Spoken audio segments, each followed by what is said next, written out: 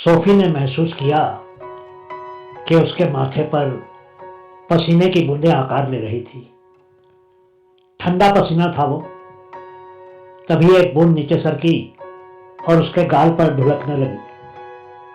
उसने एक लंबी गहरी सांस बाहर छोड़ी और अपने लिविंग रूम के सोफे पर धम्म से बैठ गई।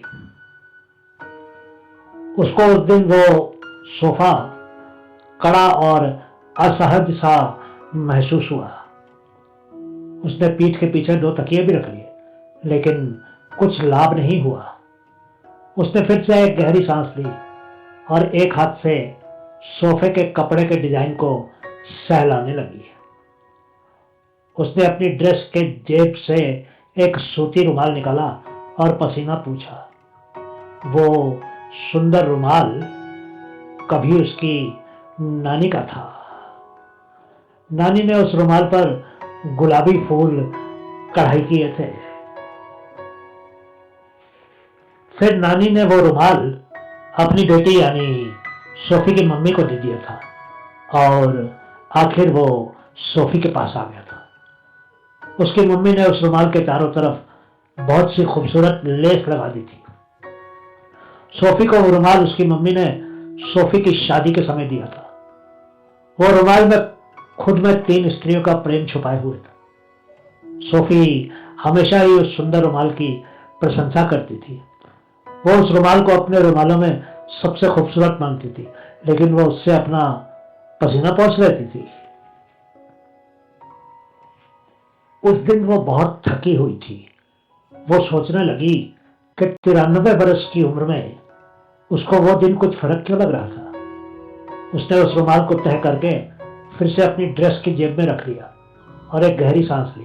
वो बहुत थक चुकी थी। सोफे के दूसरे कोने में कुछ फोटो एल्बमों का ढेर लगा हुआ था। वो उन तस्वीरों को बहुत संभाल कर रखती थी।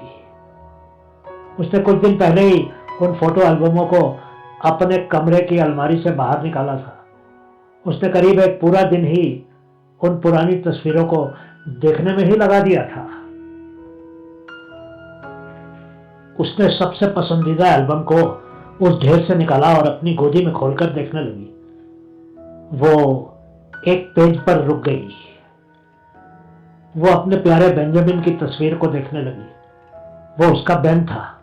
अपनी फौजी की वर्दी में वो कितना लंबा, तगड़ा और सुंदर दिख रहा था। बेन के घने घुंघराले बाल थे। उसकी सुंदर मुस्कान को देखकर सोफी का मन भर आया। उसने उस पेज को अपने हाथ से सहला दिया। उसने बेन के चेहरे को छूकर देखा। अचानक ही सोफी को लगा कि उसके लिए सांस लेना कठिन हो रहा था। उसके माथे पर फिर से पसीना आ गया। शायद बेन की तस्वीर के कारण ही उसको कुछ ऐसा महसूस हो रहा था। उसने रुमाल से माथे के पसीने को एक बार फिर से पोंछ लिया और रुमाल को अपने बगल में रख दिया। एक गहरी और स्थिर सांस लेकर सोफी ने एक बार फिर से बेन की तस्वीर को देखा। उसको वो दिन भी याद था।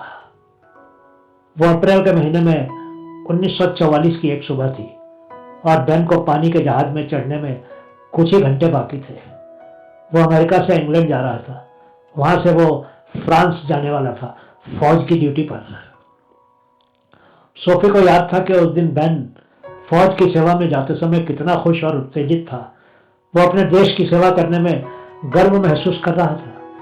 वो सिर्फ 24 बरस का था और सोफी और बेन ही कुछ ही दिन पहले शादी हुई थी। दोनों ने एक लंबे विवाहित जीवन के सपने देखे थे। उस दिन दोनों ने कसम खाई थी कि बेन के वापस आ जाने के बाद दोनों कभी भी एक दूसरे से अलग नहीं होंगे। लेकिन दोनों में से किसी को जरा भी आभास नहीं था कि वो बेन उस दिन अमेरिका की जमीन पर आखिरी बार खड़ा था। सोफी ने उस तस्वीर को देखा और फिर अपनी एक उंगली को चूमकर वो उंगली बेन के चेहरे पर रख दी। उसके माथे पर पसीना अधिक हो गया था, लेकिन अब सोफी के पास उसको साफ करने की शक्ति नहीं थी।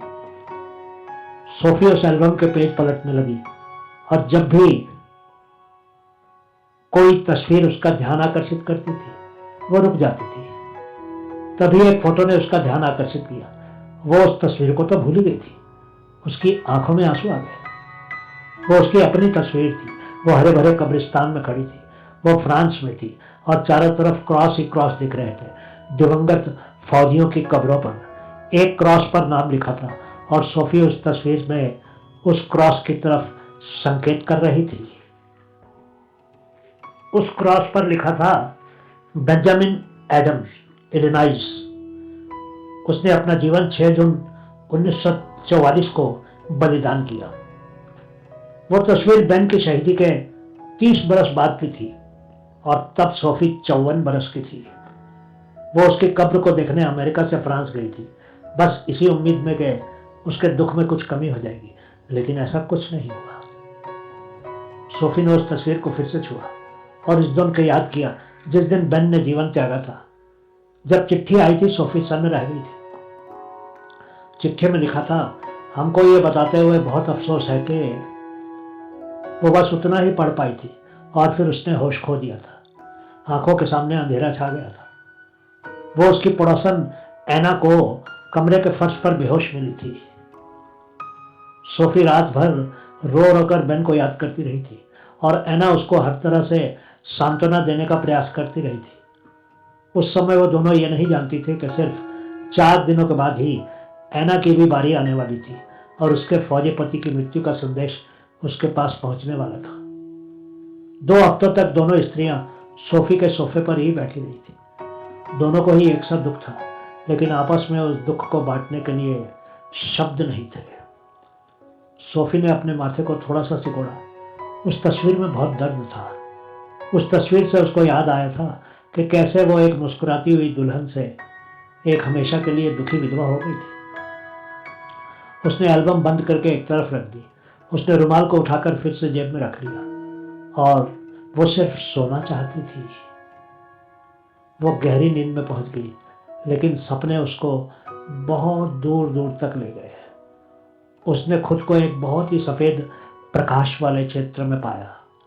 वो उस प्रकाश के अंदर समा गई और उसको ऐसा लगा कि वो प्रकाश के केंद्र की तरफ खींची चली जा रही थी, लेकिन उसको थोड़ी सी हिचकिचाहट हो रही थी। उसको लगा कि कहीं कुछ गड़बड़ थी और वो जाना नहीं चाहती थी। तभी एक मंद आवाज उसके कानों में आई, सोफी। प्रकाश के बीच से एक आकृति निकली। उसने ध्यान से देखा तो उसको यकीन हो गया, वो बेन ही था, उसका बेन। उसके चारों तरफ का प्रकाश और भी तेज हो गया। उसकी खुशी साफ झलकने लगी थी। बेन ने कहा, मेरे पीछे पीछे स्वर्ग में चली आओ। उसने मुस्कुराकर बेंजामिन एडम्स का हाथ थाम लिया और फिर उसका हाथ थामे प्रकाश के केंद्र में दाखिल हो गई। सुबह जब लोगों को उसकी लाश मिली उसके अपने बिस्तर पर, तो सोफी की आंखें बंद थी, पर चेहरे पर एक बहुत ही सुंदर शांत मुस्कान थी। बहुत बहुत शुक्रिया।